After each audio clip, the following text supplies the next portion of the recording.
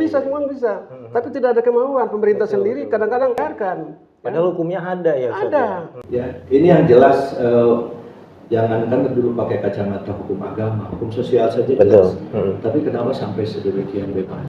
Di zaman Kanjeng Nabi SAW sampai Islam itu diruntuhkan 3 Maret 1924 itu tidak terjadi urusan-urusan Homer ini ataupun kemaksiatan itu yang ada peran negara, tidak.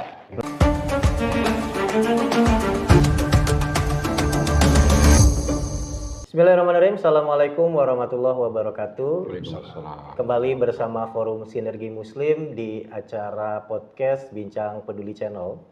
Kali ini kita akan membahas sesuatu yang memang cukup pelik ya, karena memang ini sudah terjadi sejak lama dan sampai sekarang belum pernah bisa selesai, yaitu tentang miras. Bahkan negara kita yang konon katanya negara hukum, juga mayoritas muslim, tidak pernah bisa membumi hanguskan yang namanya miras ini. Alhamdulillah telah hadir beberapa narasumber yang insya Allah akan banyak mengupas tentang miras ini. Yang pertama adalah Ustadz Abdullah Marasa Besi sebagai tokoh pergerakan Bogor. Apa kabarnya Ustadz? Alhamdulillah, Masya Allah. Kemudian ada Kang Faiz, tokoh pemuda dan juga Direktur QR Institute. Apa kabar Kang?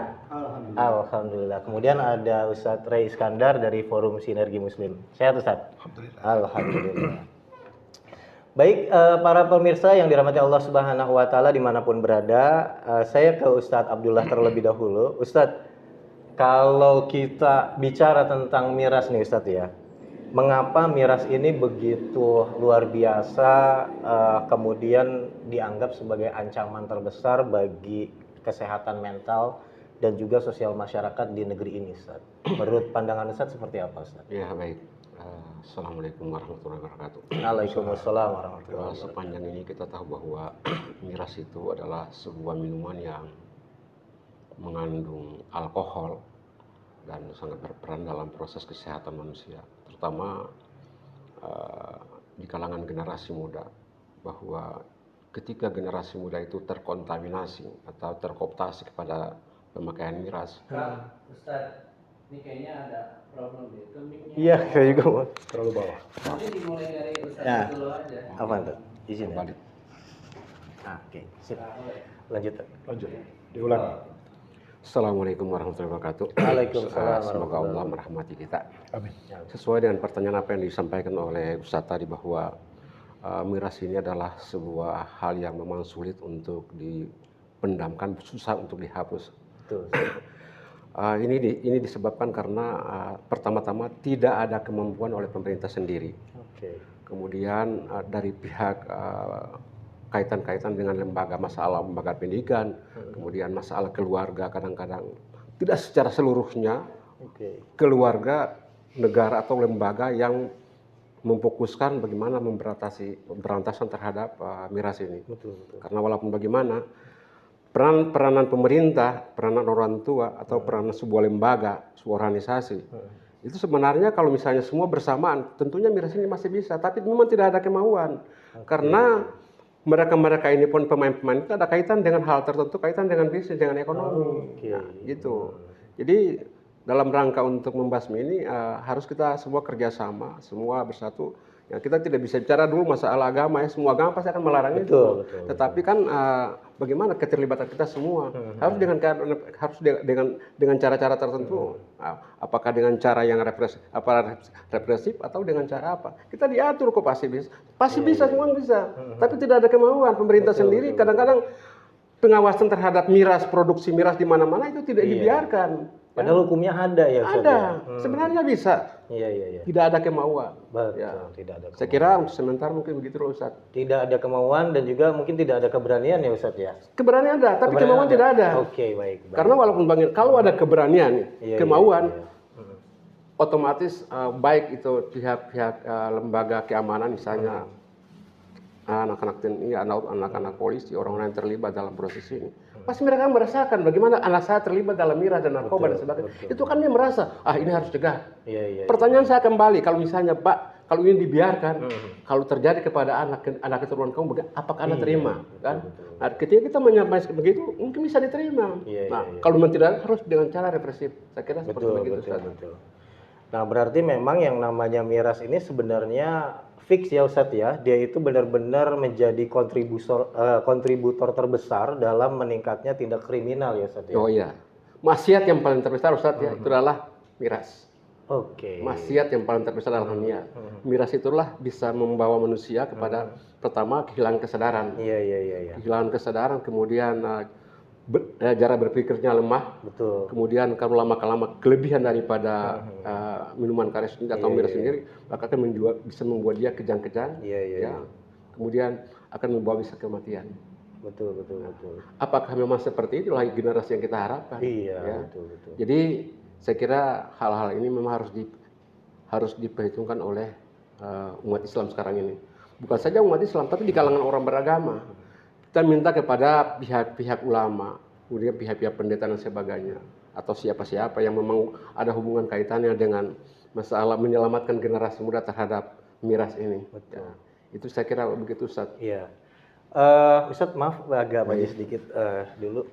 Oke Ustadz, berarti yang namanya miras itu sebegitu rupa merusak generasi Islam. Sementara kita ini negara yang mayoritas Muslim Ustadz.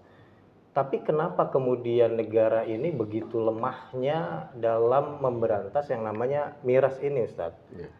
Oke, baik. Begini Ustadz, kita memang mayoritas.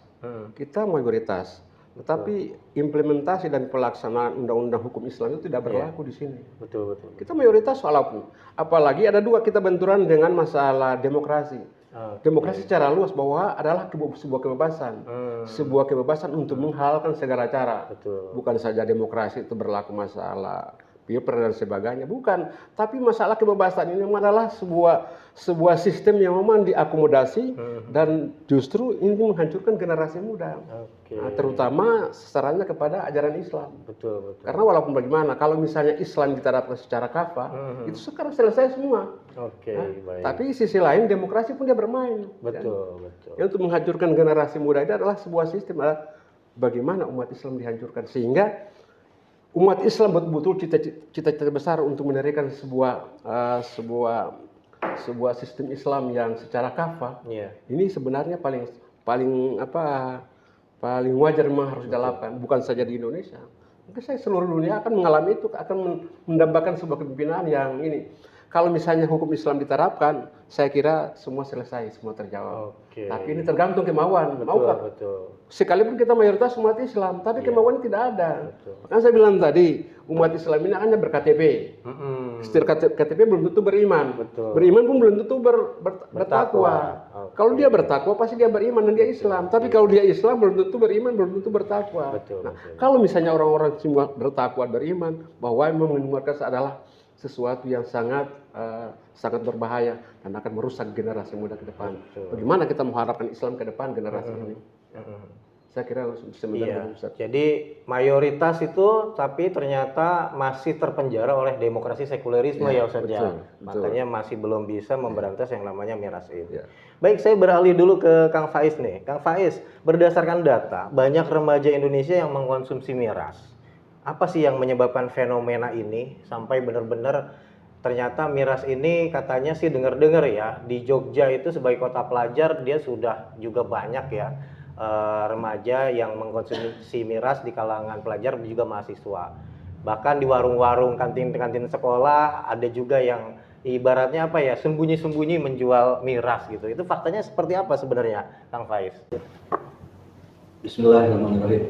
Kalau dikaitkan antara pembahasan miras dengan fenomena remaja ke pelajar ya. Iya. Kan mereka belum lama tuh memasuki usia remaja itu. Betul. Kemarin rasanya. Lalu ketika bersinggungan dengan minuman keras, itu kan ada faktor-faktor gitu. Tapi agak ini ya. Harus memulai dari mana? Karena ini semacam lingkaran setan yang sudah membelenggu, gitu. Betul. Yang sudah kultural di kalangan anak-anak remaja. Ya. Jadi kalau nggak mabuk nggak keren. Masya Allah. Jadi iya. ya gitu. Jadi ada banyak nggak tahu sumbernya dari mana ya diksi-diksi seperti itu. Jadi sebetulnya ini fenomena yang sejak lama sebetulnya. Cuma tadi saya setuju dengan pernyataan Ustaz tadi. Ini kan betul ya, saya juga ngebahas begini udah sejak lama ya. Oke. Ada begini. Karena jelas saya sendiri bagian dari itu gitu. Jadi, kalau saya meraba saya sejak kenapa saya harus lama saya terjerat dengan itu juga dengan minuman. Jadi sampai hatam lah yang. Nah, udah hafal semua jenisnya ya. Cuman kalau saya membaca ya berkaitan dengan pertanyaan itu, saya sendiri nggak ngerti gitu. Jadi terbawa aja begitu. Oke. Karena secara kultural sudah sedemikian rupa. Ini tapi ya, jadi ini ada pendekatan kulturalnya. Tapi kan ini menyangkut dengan para pihak. Oke. Dan yang decision maker secara kultural ya untuk pemerintah. Pemerintah gitu. Tapi secara teknikal ya kalau saya lihat lagi-lagi pada itikat dan kemauan keras. Iya. Selama ini kalau saya lihat peran pemerintah, aparatur kepolisian, bahkan Pol PP begitu disibukkan dengan urusan miras gitu. Khusus Kota Bogor sampai Pak Bima Arya itu bikin perwali nomor 10 Iya. 2024 ya. 24 ya. Nah, jadi itu tentang 3 hal yang menjadi konsentrasi pengendalian, kemudian sampai pada pemberantasan gitu.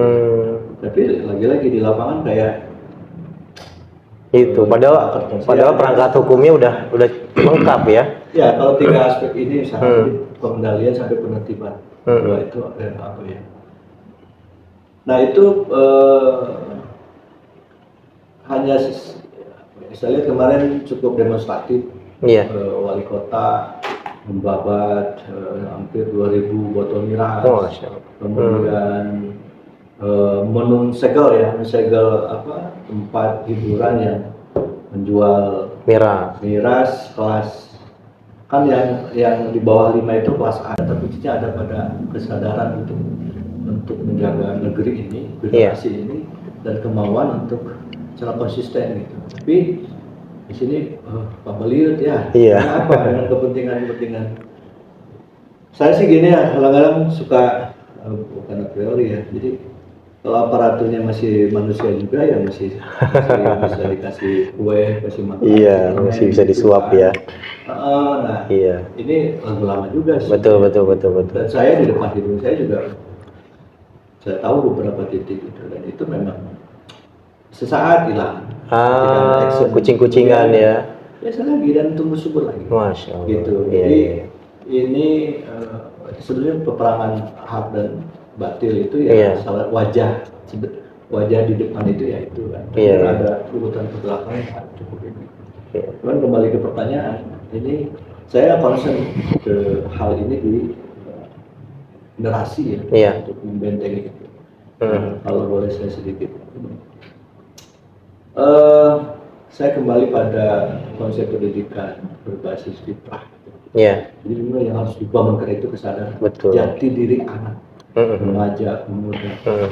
Karena aspek tadi di luar itu kita mau ngomong sampai berbusa sampai berdarah juga kalau pengaruhnya terlalu kuat ya. Betul.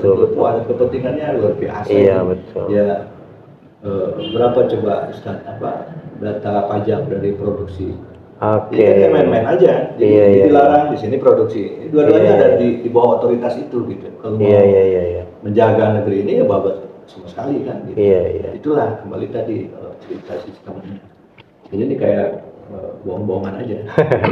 Iya. Kalau kita benar-benar mau konsisten ya menjaga generasi, menjaga otak generasi yang hebat. Betul. Ya, harusnya ditutup saja. Iya. Gitu.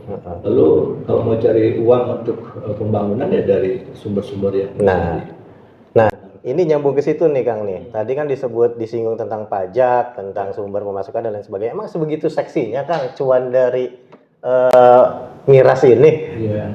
Ya sebenarnya kan sudah lagu lama nih. Artinya orang awam juga bisa melihat di pemberitaan di TV udah sejak kapan tahu ya kita udah mengakar, berakar. Oke. Ya nggak bisa. kan nggak mungkin ya. Ini yang jelas, jangankan dulu pakai kacamata hukum agama, hukum sosial saja jelas. Tapi kenapa sampai sedemikian bebas? Ini kalau tidak ada yang memayungi, yang membackup, yang menjaga seterusnya, itu lalu lama. Betul. Jadi ya itu lingkaran setan itu. Iya. Nah, belum lagi secara formal juga ada aturan. Ya, makanya ada 5% itu boleh. Gitu. Kemudian di KUHP 242 apa 424 yang baru ya. Ini. Nah itu kan diatur, dibolehkan ada batas tertentu. Terus juga diskusi kursusnya juga lumayan ramai kemarin di DPR. Jadi kalau ini sama sekali dihilangkan nanti nggak ada pemasukan. Oke. Arahnya ke situ ya. Turisme Sabodote. Iya. Bisa bawa sendiri ya, bawa bekal gitu. Jangan jadikan itu dalih. Iya, betul. Dalih kan pembenaran ya. Iya. Nggak mas. Dalilnya lemah banget gitu. Iya. Karena faktanya yang menjadi korban itu generasi kita. Remaja kita, Jadi betul. ini ada semacam ruang, ada celah, ada ruang yang mestinya tertutup rapat. Tetapi tahu ya, coba nanti dieksplor secara yang KUHP itu kan jelas tuh. Cuman bagi saya masih terlalu ringan. Orang menjual yang sudah mabok. Iya. Itu cuma 1 tahun. Oke. Nah sekarang menjual yang minuman lah kasarnya yang baru. Yang baru 2 tahun. Memaksakan di 3 tahun. Oke. Nah itu tuh yang nggak masuk akal ya, nggak bisa mencegah sama sekali kalau seperti itu. Betul. Ini kuratif sifatnya. Saya antisipatifnya gimana? Iya, betul. Jadi pasal itu harusnya ke sana. Iya. Oke, mainan semua dong. Iya. Ini ada celahnya luar biasa aja. Nah ini yang harus diatur. Iya betul. Saya nggak ngerti cara berpikir para pemangku kebijakan. Jadi seakan-akan perangkat aturannya lengkap, tapi ya tetap aja bisa diakali akhirnya. Padahal jelas begini. Saya terus terang sampai saat ini tuh saya merasa ya saya bersyukur lah masih diberikan umur panjang itu. Jadi praktis sampai 4 kali itu saya merasa pernah ngalamin overdosis. Overdosis, Ya sampai di depan toiletnya begini nih. Oh ya Allah. Lama nih. Itu waktu masih remaja ya Kang ya? Ya remaja ke pemuda. Remaja ke pemuda. Ya jadi saya gini. Ya Allah. Saya juga mengalami sendiri ya. Gitu. Ya dia pergaulan itu, dia lingkungan itu. Maksudnya tapi kan yang seperti Akang ini 1001, yang lain bablas malah kebanyakan kan itu ya. Teman-teman yang sampai lewat juga nggak sedikit. Betul. Saya mau ngomongin apa ya jadi ke situ. Jadi ini fakta kan. Betul. Dan masif. Ini saya juga aneh ya. Jadi saya mau cerita itu karena apa? Saya pernah marah sama diri saya sendiri. Kenapa dulu nggak ada yang membentengi, nggak ada yang tapi kalau saya berpikir begitu, perasaan dulu nggak sedikit juga orang yang ngingetin, cuman bebal aja. Nah, bahkan juga saya pernah jadi alamin efek dari situ juga, akhirnya pernah di penjara dan seterusnya. Akarnya itu. Jadi kan kalau katakan ini keluar dari penyakit mental itu apa? Udah marah, ini. Terus penyakit fisiknya, rusak fisiknya, bisa kena jantung, bisa apa. Nah saya didiagnosa apa? Ada jantung. Padahal seberat itu ya akibatnya ya. Jantungnya. Ya ada jantungnya, tapi rusak. Saya mau mengafirmasi diri saya penyakit jantung. Saya kena ada. Iya. Ya, saya pernah masuk ICU dan iya. Sudah terpapar. Masya Allah ya. Ini ya tetap saya bersyukur Allah masih kasih kesempatan untuk menyampaikan. Nah tapi kalau lihat ke belakang, saya bisa sampai jatuh, di kepala bocor. Oh ya Allah, sampai segitu. Jalan gitu lagi, jadi melangkah tuh kayaknya kaki tuh mau sampai, tapi malah kepala duluan. Itu ya efeknya banget. Dan apakah para pemangku kebijakan ini tidak jelas sekarang pembacokan, segala macam. Karena ya tadi ya. Baik, Kang Faiz, nanti dilanjut lagi cerita yang luar biasa ya. Beliau mah berbicara tuh benar-benar sesuai dengan fakta yang dialami beliau gitu. Jadi ya sudah sampai sejauh ini dengan pengalaman yang ada, tapi ya hanya 1001 mungkin ya Ustadz yang seperti itu ya. Baik, kepada Ustadz Rey sekarang saya beralih dulu. Ustadz, dalam pandangan Islam, apa hukuman yang tepat bagi para pelaku peredaran miras, baik mengonsumsi, penjual maupun pengedar? Insyaallah. Assalamualaikum warahmatullahi wabarakatuh. Waalaikumsalam warahmatullahi wabarakatuh. Bismillahirrahmanirrahim. Wassalamu ala Rasulillah wa ala alihi wa sahbihi wa man wala la haula wala quwwata illa billah. Alhamdulillah. Kalau pertanyaannya seperti itu, Islam itu membagi banyak. Ada yang dikatakan peminum, ada yang dikatakan pengedar, penyaji. Nah, sebelum ke sana, saya ingin coba membuat filosofi. Oke. Pertama, semua ulama sepakat kalau khamar itu, diksi yang dipakai oleh Allah itu adalah minuman keras. Oke. Jadi semua minuman keras, semua ulama sepakat itu haram. Oke. Dalam Al-Quran itu di surat Al-Maidah jelas ya. Ya ayyuhalladzina amanu innamal khamru wal maisiru wal azlamu rijsun min amali syaiton fastanibuhu. Ilhairul ayah. Artinya kurang lebih begini. Hai orang-orang yang beriman, sesungguhnya khamar yang pertama langsung dikatakan oleh Allah, khamar itu minuman keras. Apa itu minuman keras? Itu perintahnya itu semua zatnya, tidak melihat lagi jumlahnya, presentasinya yang tadi Kang Faiz cerita. Itu berapapun nilainya, berapapun kadarnya itu haram. Oke. Saya tidak jelaskan yang lain yang haram itu ada hinjir, ada babi dan sebagainya. Oke. Menarik di ayat itu Allah mengatakan fastanibuhu. Jauhi, tinggalkan. Artinya apa? Perintah ini perintah yang jaziman, perintah yang pasti. Karena dampaknya luar biasa. Kalau dalam kaidah usul fikih, sesuatu yang diperintah wajib itu pasti itu ada sesuatu yang luar biasa hikmahnya. Betul. Sampai negara itu harus hadir untuk menjaga akal manusia. Itu yang pertama. Yang kedua, dalam satu hadis yang teman-teman saya yakin hafal ya. Al-khamru umul abais. Sesungguhnya khamar itu adalah ibunya kemaksiatan. Oke. Bayangkan tadi Ustaz Abdullah singgung ya. Ini ibunya betul. Ini hadis dari riwayat At-Tabrani. Saya lanjutkan ya. Itu hadisnya panjang ternyata. Saya juga baru tahu ternyata hadis itu panjang. Jadi saya akan baca terjemahnya. Khamar itu induk berbagai macam kerusakan, ibunya kerusakan. Siapa yang meminumnya, salatnya selama 40 hari tidak diterima. Jika ia mati dalam keadaan khamar masih dalam perutnya, berarti ia mati seperti matinya orang jahiliyah. Bayangkan ini. Sudah tadi apa dikatakan oleh Allah tegas, ayat itu tidak kaleng-kaleng kalau bahasa hari ini. Jelas, jaziman, jelas sekali. Jadi perintah itu cuma satu, tinggal. Nah, kalau melihat hari ini tadi ada dampak-dampak yang lain, itu penemuan yang ditemukan hari ini.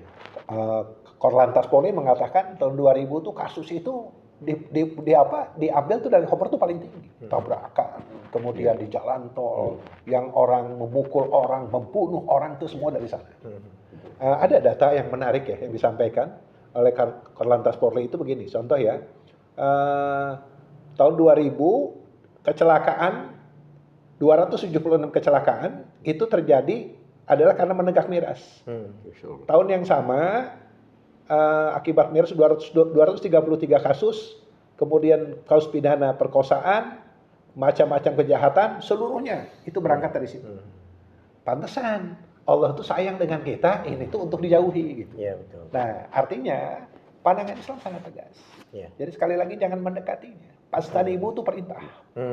Jadi sekali lagi kalau ada perintah itu kita nggak usah nyari lagi ada manfaatnya, alasan-alasan lain. ada keuntungannya, ada untuk wisata, ada untuk cukai. Apalagi sekali lagi saya ingin katakan yang ketiga, hari ini suka tidak suka kita hidup dalam sistem sekularisme kapitalisme. Yang di situ dia percaya dengan Allah Subhanahu Wa Taala, dia percaya dengan pencipta, tapi pencipta tidak boleh ngatur dia. Gitu.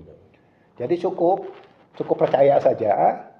Bahwa Tuhan itu ada, tapi aturan itu tidak boleh mengatur kehidupan kita. Betul, betul. Jadi kalau bahasa kita hari ini adalah orang sekuler. Jadi agama dipisahkan dari kehidupan. Berbeda dengan Islam. Islam itu kita percaya pencipta dan kita pun yakin dan harus percaya bahwa akan wajib mengatur kita. Betul, betul, betul. Nah itu, jadi standarnya dari berangkat dari filosofi tadi Ustaz, kalau kapitalisme itu standarnya manfaat. Tadi saya nih, kata dia ada orang, ada pekerjaannya, dari cukainya cuma 100 triliun kan Faiz.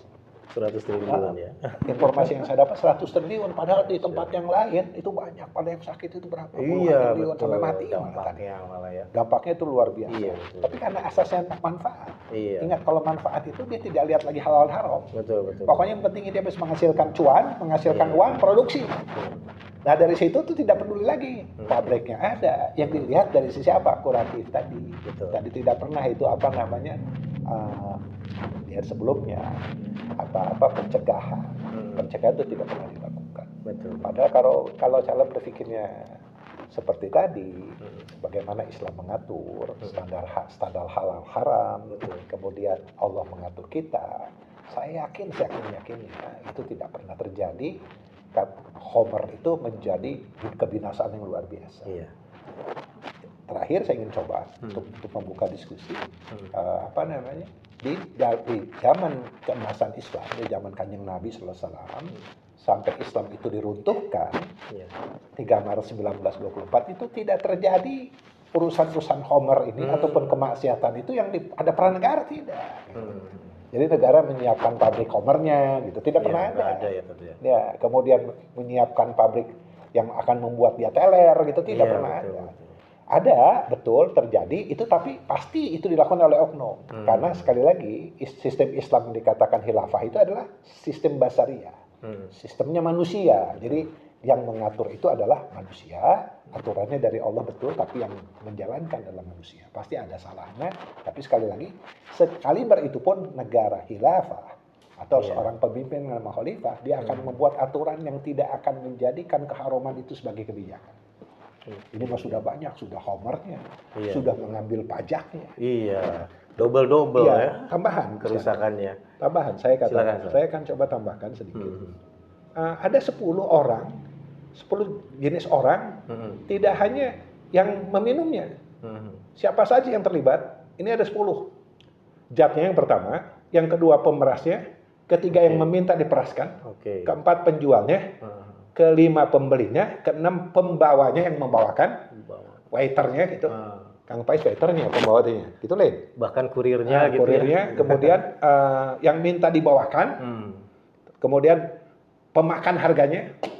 Terakhir, bukan terakhir, masih nomor 9, peminumnya, dan keempat penuangnya. Di sini pemakan harganya siapa? Yang mengambil cukainya, yang mengambil cukai, pemerintah, yang menjual harganya, dan seterusnya. Itu semuanya dilaknat oleh Allah. Masya Allah. Kalau Allah yang melaknat itu, jadi ini bukan main-main. Betul. Nah, contoh misalnya gini Ustaz, di zaman kekhilafahan itu, kalau terjadi seperti itu, ada hukum had. Had itu ada dalam Al-Quran, peminum Homer itu, dia disambung 40 kali. Sampai 80 kali. Nah, kalau dia 2 kali melakukannya 40 sampai 80 kali. Setelah itu terserah kepada khalifah. Nah, terserah kepada khalifah. Nah, ada satu hadis yang mengatakan orang setelah dia 3 kali ketahuan meminum homer itu bisa dibunuh. Walaupun hadis ini dinasah. Dinasah dalam arti dihapus dengan dalil yang lain dikatakan bahwa ini kemaksiatan yang menjadikan dia murtad. Bayangkan coba. Apa itu murtad itu? Dikatakan man badala dinahu faktulu. Barang siapa dia mengganti agamanya, bayangkan dengan kita minum homer, itu dikatakan oleh para mufasir dikatakan dia sudah mengganti agamanya. Dan orang yang mengganti agamanya dia harus dibunuh. Kira-kira kalau itu orang dibunuh karena Islam itu akan mensiarkan hukuman terkait ukubat, sanksi ini disiarkan, ada nggak besok yang minum homer? Ada nggak besok yang akan melakukan hal yang sama? Karena sifat hukum Islam itu akan menjadi jawajir dan jawabir. Akan mencegah orang lain melakukan hal yang sama. Kedua, akan menghapus dosa dia yang menyerahnya. Tidak ada yang melakukan hal yang sama. Saya pikir di konteks itu. Baik. Jadi aneh kalau hari ini hukum yang sempurna ini, bahwasanya Ustaz Abdullah tadi tidak mau. Gitu. Tidak Bukan tidak mampu, mampu. mampu tapi tidak Tapi mau. tidak mau. Tidak Dia mau. memelihara kemaksiatan dengan apa indikasinya? Pabriknya masih ada. Betul. Kemudian ini tidak pernah disentuh. Korbannya yang disentuh terus-terusan. Terus ini akan berkembang, biar Iya. terus dan seterusnya. Karena sumbernya daripada itu memang dibiarkan. Baik, Itu Ustaz. mungkin Ustaz. Baik, Ustaz. Terima kasih, Ustaz. Saya ke Ustaz Abdullah dulu, Ustaz. Sebagai seorang tokoh pemerhati keumatan, sekaligus orang tua, Ustaz. Ini sekaligus kita closing statement juga ya, Ustaz ya. Kira-kira apa nasihat yang akan Ustaz berikan kepada para orang tua khususnya agar tidak terjadi kecolongan lah kepada anak-anak kita semua, Ustaz. Oke, baik, terima kasih. Kembali kepada hal yang semula bahwa sebagai orang tua dan sebagai pendidik, Iya, Ustaz. mendidiklah seorang anak itu betul-betul rasa cinta. Oke, Rasa cinta dalam arti bahwa mendidiknya bukan saja lihat dunianya, betul. bahwa ketika kita mendidik orang itu akan kembali seolah kita mendidik anak kita sendiri. Betul, betul. Jadi kepada orang tua, sayangilah generasi kami. Ya. Siap. Karena walaupun bagaimana di dunia perbuatan seperti ini akan minta pertanggungjawaban tetap di hadapan Allah Subhanahu Betul. wa Ta'ala. Ini salah satu syarat bahwa kehilangan pendidikan. Pendidikan dalam arti sebuah lembaga tidak menerapkan ajaran-ajaran yang khususnya spesial kurikulum tentang narkoba dan sebagainya, tentang miras dan tidak ada kontrol. Oke. Kemudian pelepasan orang tua ikuti kebebasan tidak dikontrol. Tidak ada kontrol. Kan saya katakan sejak awal, demokrasi ini adalah inti daripada semua kerusakan di bumi Sumber Indonesia. kerusakan. Itu kita harus tahu itu. Betul, Inti. betul, betul. Yang kaitan dengan itu. Kemudian kita sendiri sebagai umat beragama, apakah Muslim atau Nasrani, Betul. bahwa ajaran-ajaran agama itu hanya dijadikan sebagai percaya tapi tidak yakin. Betul. Hanya sebuah kepercayaan, tidak yakin dengan apa yang ada. Tidak beriman ya. Makanya saya bilang tadi, percaya dengan kata-kata tapi tidak yakin dengan apa ancaman Allah di hadapan. Betul, betul. Ini yang paling resikonya besar. Jadi orang tua berperan termasuk guru harus ada pengontrolan. Saya kira kalau di guru itu kan sangat terbatas waktunya, tapi orang tua setiap Betul, malam betul. dikontrol lewat aplikasi dan sebagainya. Betul. Minuman keras tadi yang disampaikan sama Ustaz Rey bahwa induk daripada semua maksiat adalah khamar. Bahkan saya mungkin di surat kalau tidak salah di surat Al-Baqarah juga ya, di ayat 219 yas'alunaka 'anil khamri wal maisir. Jika orang kayak kata Allah, jika wahai Muhammad kalau orang tanya kalau ada yang bertanya tentang itu, jawablah yas'alunaka 'anil khamri wal maisir qul fihi ma ismu kabir wa manafi'u lin nas wa ismuhu ma akbaru min nafihima. Dosanya lebih Bahwa besar. keduanya terdapat yang bermanfaat, ada manfaatnya keduanya. Tetapi dosanya yang paling besar. Dosanya yang paling besar. Dosanya yang paling besar. Nah, situ. Karena itu kan ayat ketika periode Medina, ya, Rasul Madaniyah. Ketika di zaman jahiliyah itu kan masih ada, artinya larangan-larangan itu seperti yang disampaikan Ustaz Tei. Ada beberapa hadis tentang masalah minuman khamar yang dilakukan hukuman diberikan oleh Rasulullah dan diikuti oleh para sahabat. Abu Bakar dan Umar pun diikuti, dipukul dengan pelepah kurma. Bahkan ada satu riwayat disampaikan oleh Ahmad itu dari Anas bin Malik bahwa kata Rasulullah bahwa seseorang yang meminum khamar betul bahwa selama 40 hari sholatnya tidak diterima. Dan kalau misalnya dia mengulang lagi, maka Allah memberikan hukuman yang sangat berat buat siksanya. Itu hadisnya yang diriwayatkan oleh Ahmad. Jadi sekali lagi bahwa keterlibatan ada punya rasa empati. Kita semua sebagai orang tua, sebagai generasi, terutama orang-orang yang mengaku sebagai orang-orang agama, orang-orang yang tahu pengetahuan agama, kita tidak biasa biarkan begitu aja. Betul. Karena itu anak bukan anak saya, bukan begitu soal anak kita. Iya. Anggaplah siapapun, tegurlah kalau itu adalah, Betul. anggap saja itu anak Kita kita. semua ya. Karena ini sama-sama apatis. Betul. Semua terkontaminasi oleh kebebasan. Dulu gua, ini nggak bisa begitu. Masing-masing. Harusnya kita merasa. Anggap saja ketika kita guru anak itu anak kita. Betul. Rasa. Jangan kamu begini, jangan kamu begini. Iya, Tapi kalau kita lihat seolah-olah ini ada Masing-masing. kebebasan. Betul, betul. Sekarang kita mayoritas umat Islam. Kita mayoritas umat Islam. Masa 10% dari khamar itu kepada anak keturunan kita tidak bisa melakukan seperti itu. Iya. Dan jarang orang tua menasihati itu tentang khamar, tidak ada sama sekali. Ketika anaknya sudah terlibat, baru ketahuan. Baru ketahuan. Nah, itu. Baru marah-marah, tapi udah terlambat. Betul. Jadi yang kedua, kita minta kepada lembaga yang bertanggung jawab, terutama kan pemerintah. Kalau misalnya pemerintah menyayangi rakyatnya, karena walaupun bagaimana, kalian semua akan diminta pertanggungjawaban di hadapan Allah. Kalau kita punya pertanggungjawab, tapi mereka sebagai pemerintah itu pertanggungjawaban lebih berat. Kan? Jadi mereka jangan seenaknya aja. Kenapa? Kita tidak bisa menyalahkan iblis, itu kan gaib. Iya. Kan? Tapi ini adalah amanah dan tanggung jawab kalian, kelak akan diminta pertanggungjawaban kalian sebagai pemimpin. Karena punya kekuasaan ya Ustaz ya. Terhadap tanggung jawab jabatannya, tanggung jawab pelaksanaannya, tanggung jawab keluarganya. Jadi saya sampaikan kepada masyarakat, kalau ingin anak kita menjadi anak yang generasi yang terbaik, generasi yang kita dambakan dunia akhirat, maka minta kepada orang tua supaya ajarilah anak mereka dengan pendidikan agama yang baik. Karena walaupun bagaimana pendidikan agama bisa diterapkan, tapi pengetahuan tauhid kurang diterapkan kepada bahwa Allah Maha menyaksikan itu, kadang-kadang mereka abaikan. Allah Maha melihat, mereka abaikan. Mereka sekedar ajarkan ngaji, sholat begini, tapi mereka tidak ajarkan masalah tauhid. Padahal tauhid itu sesungguhnya yang paling utama di segala ajaran. Saya kira untuk sebentar begitu Ustaz ya. Baik Ustaz, terima kasih. Saya ke Kang Faiz. Kang Faiz, kalau tadi dari segi orang tua, sekarang Kang Faiz dari segi pemudanya nih. Kira-kira nasihat apa dari Kang Faiz kepada para pemuda agar bisa tidak terjerumus gitu ya di lubang yang luar biasa sangat merugikan ini, Kang Faiz. Silakan Kang Faiz. Ya. Yang pertama gini, ketika saya coba membaca diri ya, saya nggak cari referensi di luar lah. Yang pertama saya pakai diksi, kita udah lalu kenal lah dengan istilah mengkonsumsi miras. Sebenarnya kan kesana narkoba dan sejenisnya kan masih satu sabang sana lah gitu. Bangsa yang merusak gitu kan. Betul. Nah sekarang begini, lalu saya merenung dulu kenapa ya saya begitu.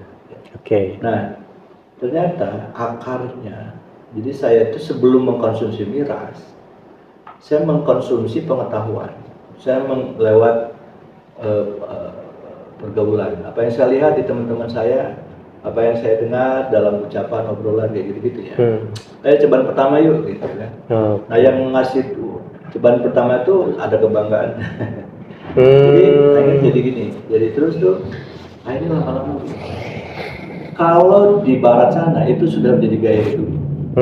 Nah kalau kita sudah jadi gaya hidup udah lebih berbahaya. Kita masih ikut-ikutan. Masih sangat bisa diputus gitu. Nah, masalahnya apa? Bagaimana membangunkan kesadaran, merubah mindset. Kan nggak enak-enak amat minuman itu sebetulnya. Sebenarnya mah ya. Nggak enak. Dulu saya lebaran aja masih di sini podcast. Orang udah tahu. Lebaran ya? Iya. Tapi kalau teman-teman saya kayak gini, kalau teman-teman saya sampai bilang, saya tuh kalau mabuk semangat loh sholat. Coba. Masya Allah. Lebih gila lagi ya. Jadi saya justru kalau udah play itu nggak tahu bercanda dan tidak ya, itu kalimat yang bikin saya ketawa juga dan mikir juga gitu. Ya tadi Pak bisa jadi mindset atau paradigma tentang agama dan seterusnya. Sholat.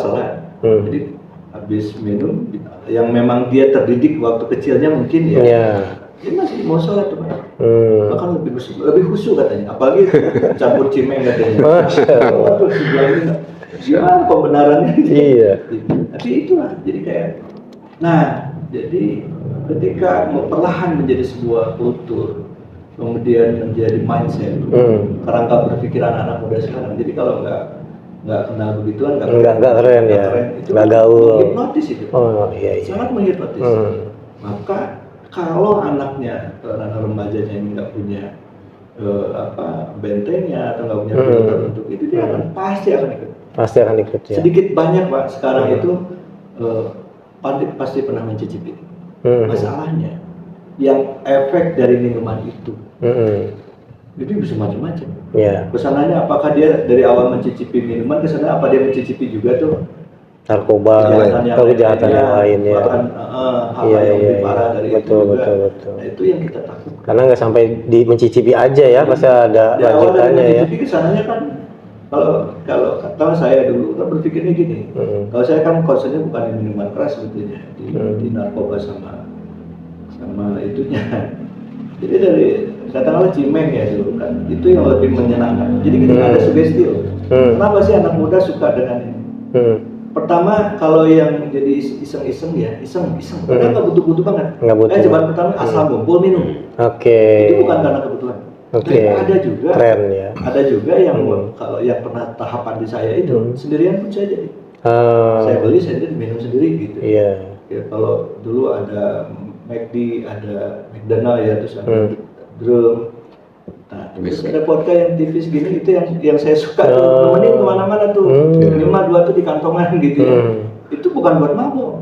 Nah itu levelnya ada lain. Iya, gaya hidup. Kalau yang Hidup bergaya. Iya. Gaya hidup apa hidup bergaya? Gaya hidup itu bisa selesainya kan apa sih? Apa tuh? Udah kehantam. Oh. Udah nggak nerima, ini udah nggak nerima. ini Oh, udah ada sampai tahap itu ya Kang ya? Iya, Oke. Iya. Udah pernah nggak bisa merondang tuh, mau kamar mandi aja merondang sampai dipayang gitu. Saya pernah tuh. Sakitnya itu, nggak kena lambung aku. Udah saya berhenti. Oke. Nah, jadi kasih sayang Allah itu bisa. Iya, Cuma jangan nunggu tayangan. begitu sakit parah dulu, nunggu di penjara dulu, atau nunggu bermasalah dan berefek dari minuman kemudian digulung orang banyak. Betul. Saya juga pernah ngalamin gitu. Iya. Yang 2 digulung orang, pingsan, ingat-ingat di PMI. Oh, iya. Itu juga karena gitu tuh, efek begitu. Jadi Itu gimana orang tua Kang Faiz, gimana saudara segala macam ya para udah. Jangan pulang ke rumah. Masya Allah. Panjang cerita ke sini. Iya. Dianggap nggak ada malah. Masya Allah, sampai nganggap nggak ada ya. Ya, nah itu parah. Iya, Nah, oke. sekarang ini saya berusaha, makanya beberapa waktu belakang saya agak intens Pak ke sekolah-sekolah. Oke. Bahkan kemarin Ini preventifnya Kang Faiz lah ya untuk mencegah itu ya. para kepala sekolah. Jadi apa yang mau saya gulirkan ini rasanya harus ada sebuah metode atau pendekatan yang ada sampai pada tahapan kurikulumnya, ada silabinya. Dalam konteks gini, kalau fisik itu harus detoksifikasi lewat apa? Terserah. Saya dulu detoksifikasi pakai air lobak dipaksa, malah berontak terus. Dibawa ke Suralaya ke Abah Anom tuh di jam 3 dimandiin gitu berontak. Saya yang berontak setannya kali ya. Iya. Berontak setannya malah kabur gitu. Jadi kalau belum saatnya susah lepas di ya. penjara pun keluar malah makin jago. Oke. Tapi Memang harus kesadaran ya. Itu saya belajar banget. Betul. Jadi bapak ibu yang anaknya sedang mengalami begitu, Iya. minta sama yang punya. Minta sama Allah Subhanahu Wa Taala langsung ya. Jangan selama ini orang tua itu jarang. Iya. Padahal yang mengendalikan hati, pikiran, Membolak-balikan hati, ya betul. Itu, dan saya belajar banyak setelah orang tua itu sepertinya hopeless. Oke. Tidak ada harapan ya. Sampai bilang sampai modal anak hiji mah tenan naon deh. Oke. Saking bikin pusing terus gitu. Nah itu, tapi ketika Allah kasih, nah orang tua sendiri nggak nyangka kenapanya. Lalu tiba-tiba tes aja. Allah yang Jadi bikin. benci aja lihat itu. Terus tiba-tiba ada rasa benci aja. Terus lihat orang teman-teman yang dulu begitu saya terikat gitu, malah saya terdorong untuk kayak gitu lah. Masya Allah. Jadi hidayah itu. Hidayah ya. Tapi secara kultural, ikhtiar para dai, terus para ustadz, para guru dan seterusnya, yang memang langsung ya punya akses langsung ke generasi itu. Saya rasa harus ada preventif. upaya serius, formula yang canggih gitu betul. yang mendetoksifikasi pikiran. Saya tadi pengen sampaikan gini, mengkonsumsi minuman itu kan air. Ya. Dari sisi policy atau pemerintah, tutup sumber mata air satu itu. Oke. Nah, yang lebih banyak kan bukan minuman air yang keluar dari pabrik. Mengkonsumsi, katakanlah ini disebut minuman keras karena dia beracun. Iya. Yang lebih berbahaya yang mengkonsumsi pemahaman racun. Oke. Pemikirannya. Yang membolehkan ini dan begitu. Nah, ini ketika kita kan, saya nih merasa ya di tahap tertentu, oh saya itu ikut-ikutan si Anu. Dulu nih terpampang, mas katakanlah di kamar itu GNR gitu. Dan proses. Ya, kira-gitu. Oh, udah kebanggaan tersendiri. Itu. Iya, Bahwa betul. ini skulptura nih. Oh. Sampai ke pemikiran, Pak. Iya.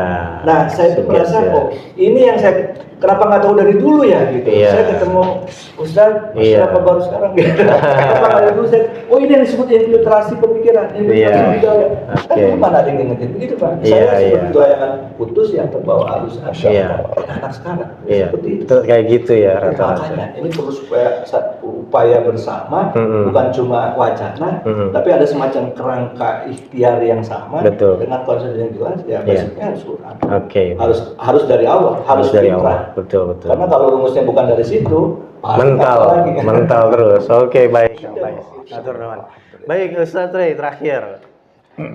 Bagaimana penerapan syariah Islam secara komprehensif dapat mengatasi masalah miras ini, Ustaz, dan menjaga kesehatan akal serta moral masyarakat? Iya, tadi saya tambahan sedikit, saya lupa. Hmm. Tadi yang baru saya singgung tentang peminum. Betul. Peminum itu dengan hukum had itu hudud. Hudud itu apa? Hudud itu sanksi yang Allah cantumkan dalam nas, dalam Al-Quran atau dalam As-Sunnah. Nah itu tadi disampaikan 40 sampai 80 buat peminum ya, peminumnya.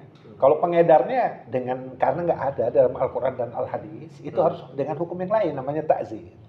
Ta'zir itu dikembalikan kepada khalifah atau siapa yang ditunjuk oleh khalifah, yaitu qadinya atau hakimnya siapa. Itu bisa sampai hukuman mati. Ya, bisa dipenjarakan 15 tahun, bisa diasingkan, bisa dihukum sampai mati. Oke. Artinya tergantung dampak daripada pengedaran itu seperti yang tadi diceritakan oleh Kang Faiz, teman-teman. Pengedar ini tidak tersentuh hari ini. Ternyata kalau kita bisa melihat, pengedar ini terkait dengan kepemimpinan hari ini Iya, yang ada. betul. Itu yang ingin saya lupa tadi sampaikan. Berikutnya, yang ingin saya sampaikan pula, tadi sebenarnya sudah ada titik temu ya. Aspek pemimpin dan sistem ini seperti supir dan kendaraannya. Pemimpin dan sistemnya seperti supir dan kendaraan. Umat Islam hari ini baru menyadari bermasalah dengan supirnya. Akhirnya yang diganti kepalanya, pimpinannya, presidennya, wali kotanya, bupatinya, dan seterusnya. Padahal kendaraannya pun Harus diganti. Betul. Apa kendaraan hari ini? Tadi singgung oleh Ustaz Abdullah itu tentang sistem demokrasi. Betul. Nah, sistem demokrasi ini bukan sistem yang baik, bukan. Karena dia yang akan membuat hukum yang mengatur kita. Tadi bahasa Kang Faiz kan ini bicara tentang legalitas kan. Jadi artinya nggak bisa dikembalikan kepada manusia. Betul. Kalaupun Anda berkumpul di DPR 500 sekian orang dengan mengatakan, saya kan banyak kan tidak sendirian, tetap manusia itu lemah. Betul. Kita butuh dengan pencipta untuk membuat hukum. Sehingga kita hanya tunduk saja menjalankan hukum yang sudah dalam Al-Quran dan Sunnah. Kalau seperti itu tadi dipahaminya, insya Allah, karena ini aturan dari Allah, dia akan menjadi satu jalan keluar, selesai. Betul. Berikutnya, ini yang sedang kita diskusikan ini tentang Homer itu sebenarnya sudah ada hukumnya, tinggal kita ambil saja. Jadi sudah pernah dilakukan dan memberikan kebaikan. Aneh, sesuatu yang sudah ada hukumnya kenapa tidak di copy paste? Betul. Diterapkan hari ini, himbauan juga para penguasa kalau ingin negeri ini lebih baik. Betul. Apalagi ini sebentar lagi kan di akhir November ini kan ada pilkada serentak seluruh Indonesia kan. Nah, ada kesempatan. Kalau ingin negeri ini menjadi lebih baik, coba lirik dong, itu Al-Quran dan As-Sunnah. Betul. Kalau ingin generasi ini selamat, pakai dong aturan yang akan menyelamatkan. Yaitu aturan dari Allah yang akan memberikan keselamatan. Betul. Saya pikir di situ, Ustaz. Jadi janganlah kita mencoba-coba membuat aturan untuk mengatur kita. Kita butuh aturan itu dari yang Maha Kuasa. Betul. Jangan kita sombong di hadapan Allah. Akbar itu bajunya Allah. Jangan kita mengambil bajunya Allah untuk membuat hukum. Betul. Dampaknya ini luar biasa. Saya lupa ada satu hadis ya. Ciri-ciri kiamat juga dari perzinahan dan homer yang dibiarkan. Saya lupa hadisnya apa, tapi yang pasti itu ada hadis itu.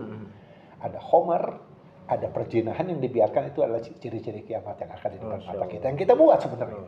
Padahal sekali lagi Allah sendiri melalui Nabi SAW menggambarkan itu atas perbuatan kerusakan tadi. Sebenarnya kita bisa preventif dari awal. Betul. Kita bisa cegah dengan apa? Dengan tidak meminta azab ataupun hal seperti ini disegerakan. Dengan ketaatan kita, mengatur kita, masyarakat, negara, dan keluarga dengan Islam. Saya pikir itu keselamatan Baik, kita. Masya Allahu Allah. a'lam. Baik, alhamdulillahirrahmanirrahim. Pemirsa dimanapun berada, demokrasi dan sekulerisme yang ada saat ini menjadi sesuatu hal yang sumber utama daripada maraknya miras. Jadi sesuatu hal yang utopis mengharapkan miras hilang di permukaan bumi, terutama di Indonesia ini jika masih diterapkannya aturan demokrasi dan sekulerisme.